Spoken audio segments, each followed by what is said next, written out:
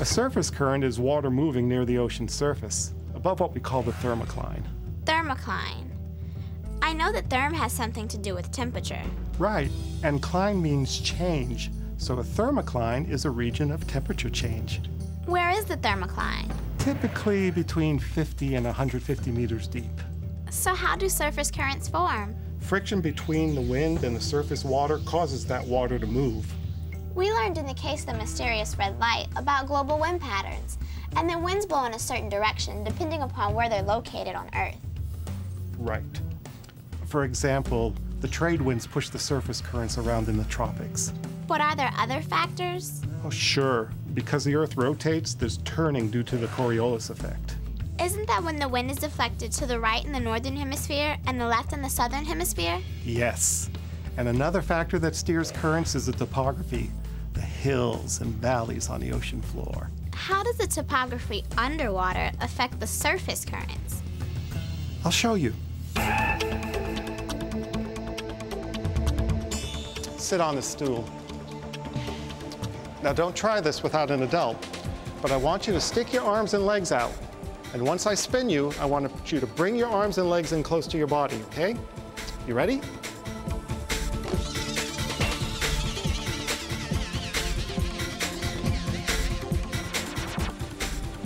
What happened? I spun slower when my arms and legs were out, and faster when they were in. Topography does the same thing to currents. If a current flows over an underwater mountain, the water column gets flattened and compresses. That's you with your legs out.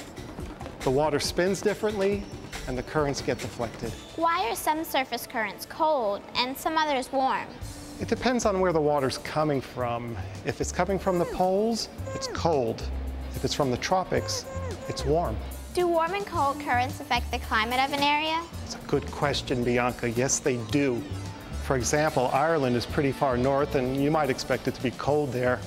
But the Gulf Stream flows past Ireland, and the warm water heats the air, which helps to create a surprisingly mild climate. They even have palm trees in Ireland. But you've got to be careful. The same current can transport things to different places.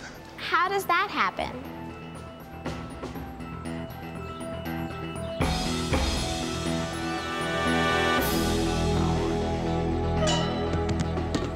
You dropped the balls at the same time and all in about the same place.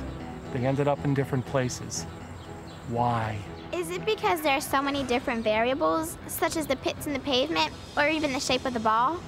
Exactly. The same thing happens in the ocean.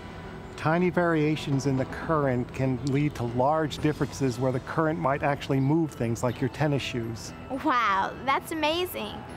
I'm curious, why does NASA study currents?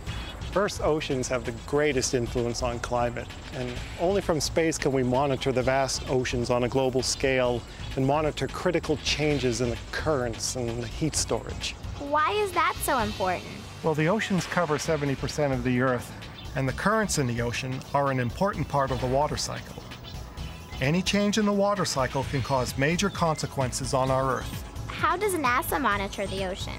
We use different satellites to monitor things like currents, waves, temperature, and pretty soon even salinity. That's really interesting. I'm always amazed at all the research NASA does to help protect our Earth.